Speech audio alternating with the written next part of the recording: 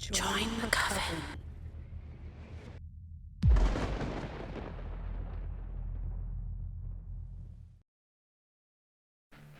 Today's video is brought to you by Audible. Audible is offering my listeners a free audiobook with a 30-day trial membership. Just go to audibletrial.com/GothicRose and browse the unmatched selection of audio programs. Download a title for free and start listening. It's that easy. Just go to audibletrial.com/GothicRose to get started today. The hospital I work at has a man who claims to have visited hell. A story written by BloodySpeghetti. I work at a mental hospital, and some of the residents there are a little odd, to put it nicely. Sure, some people are afflicted with the so-called usual conditions, like paranoid schizophrenia or schizoaffective disorder. Others are less clear-cut, like the one guy we have there that seems to fit into about 7 different personality disorders, and yet doesn't fit anyone just exactly. He definitely requires unconventional treatment. Nothing harmful, just to be extra careful around the guy. There is, however, one really weird type there, a delusional man who has been in the hospital for years now. I've been working at the hospital for a few years now, and this man has been admitted for as long as I've been there. This guy, I'll call him Arthur McJohn, because why not? And I don't want his identity going out there. He has some sort of unique delusion. It's sort of like Cotard delusion or walking corpse syndrome. It's similar in the way that he believes he died once in the past. However, it is different in that he thinks he's been resurrected, or actually, that he escaped from hell itself. I've heard about the specific details only recently. I knew for the longest time that he has some suicidal tendencies as a result of his delusion. He believes to be having an extraordinary generative ability. In simple terms, he tries to convince everyone that he will come back from the dead once he manages to end himself. Recently, he started improving, so we let him roam free around his living section of the facility. He still doesn't get to possess or handle anything that might cause him any sort of bodily harm. Anyway, what I'm about to tell you is what he told me one night.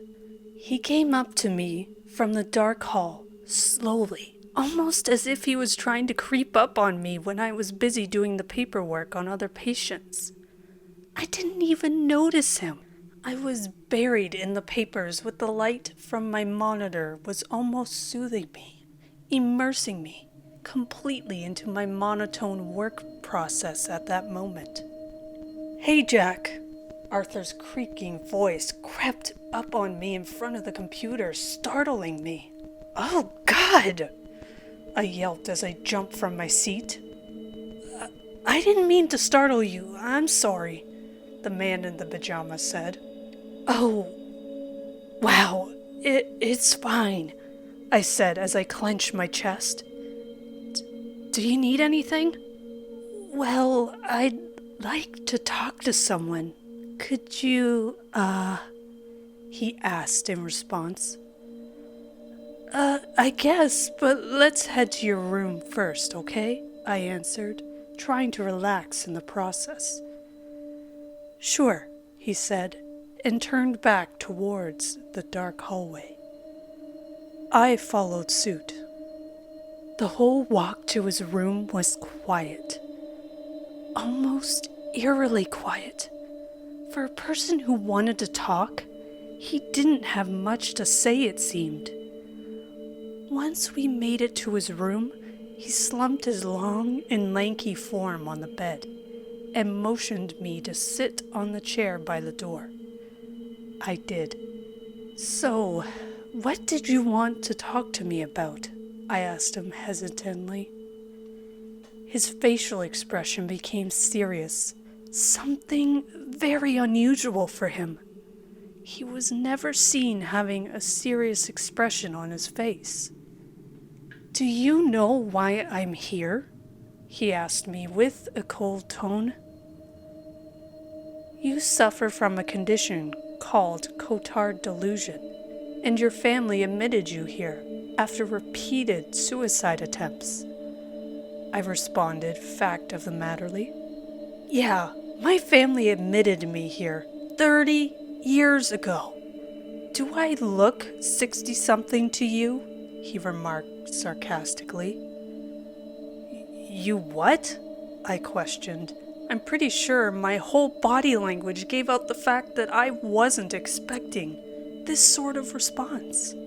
"Yeah, they never told you when they got me here," he remarked with a smirk forming on his face.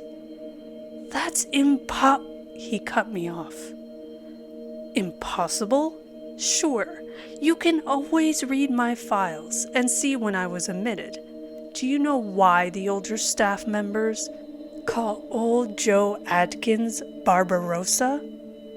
Because he used to have a red beard," he kept on going. "Listen, what I've told them, what I've told everyone here is the truth. I've been to hell and back. There's no way. If you got me here to convince me of something supernatural, I'm gonna have to leave and lock your door again, Arthur," I said as I stood up from my chair and started picking my pockets for the master key to the patient's rooms. Admittedly, his remark about Dr. Adkins intrigued me. I'd never known he had had a red beard or anything of the sort. The nickname fits as well. I had to keep my professionalism, however. I was about to leave when Arthur got up from his bed and pulled his shirt up. He pointed at his chest and back, spinning in place. "See these? Exactly the same location. That's the bullet that ended my life." I stopped myself from leaving.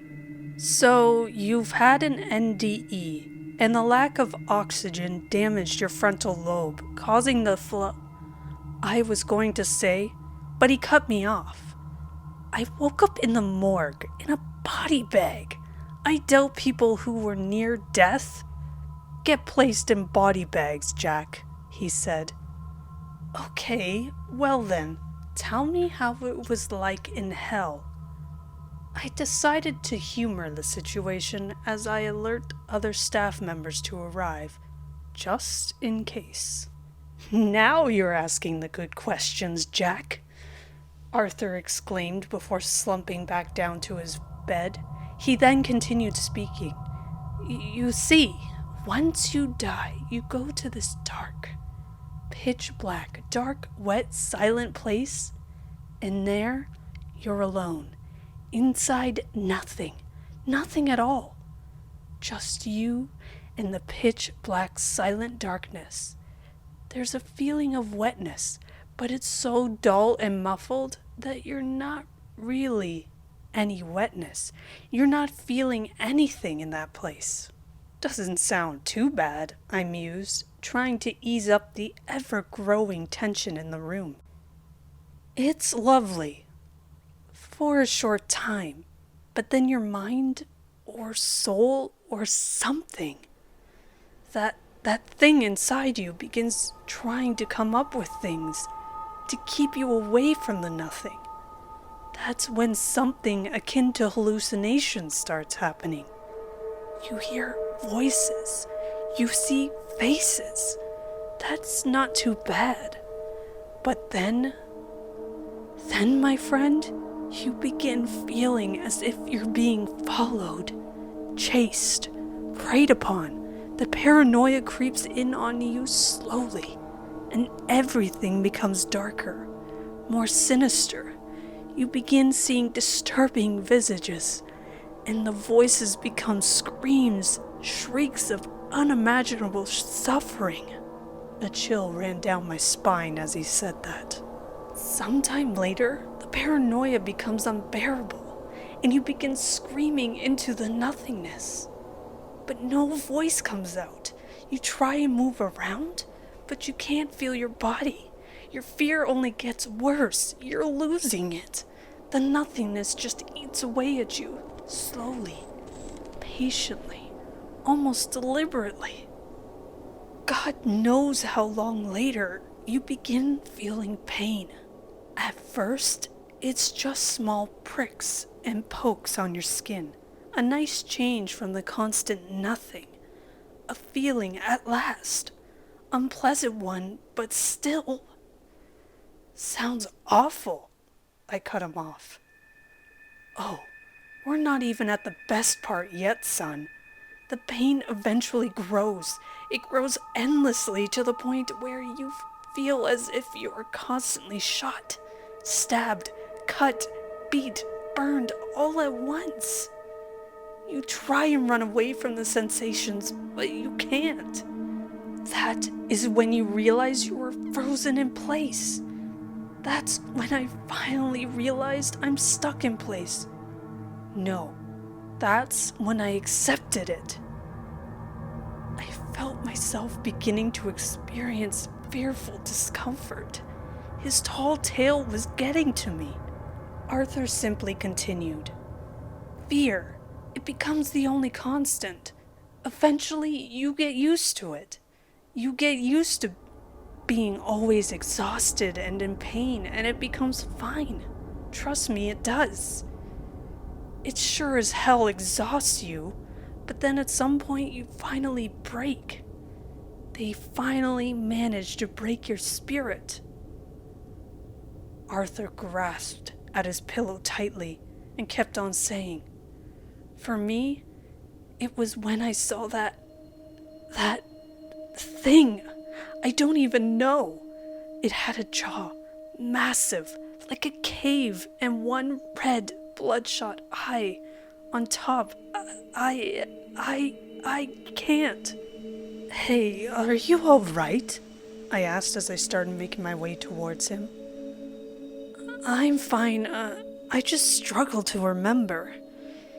You see, when this thing came close enough, I think I began feeling like I was being torn apart. Skin from the body, flesh from the bones, organs being pulled out. I even felt like your bones are being crushed. All of this. This is just the darkness around you that's doing this to you. Oh, and the worst part is when you begin feeling yourself. Your core, your soul, your whatever makes you being torn apart to bits and pieces, memories, knowledge, feelings, all is slowly stripped away until there's nothing left.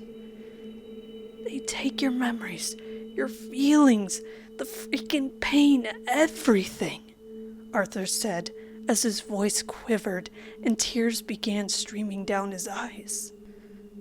Well, now you're safe, and you'll be all right. Okay, Arthur? I said as my colleagues began showing up at the entrance of his room. I don't know, man. I barely escaped by the skin of my teeth, clutched at this little memory of when I set my brother accidentally on fire. I held to this memory so tightly, and I didn't even want to. He burst into tears immediately as other staff members began tending to him. It'll be all right, I promise, I told him as I stood at the edge of the room watching as they tried talking him down. I don't want to go back. I don't want to go back. I don't want to go back. I don't want to go back. They'll kill me.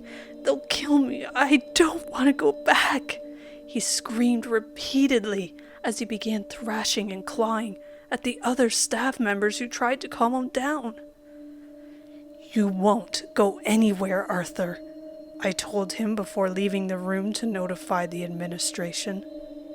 Apparently, they had to strap him down, and he didn't sleep ever since. Nothing puts him down. He's been awake and raving for the last week, and he doesn't seem to slow down. His vitals are going down. No matter what we do, his health is declining, and he won't fall asleep. I'm afraid exhaustion will claim his life. I do wonder why he keeps screaming about someone's cold hands touching him.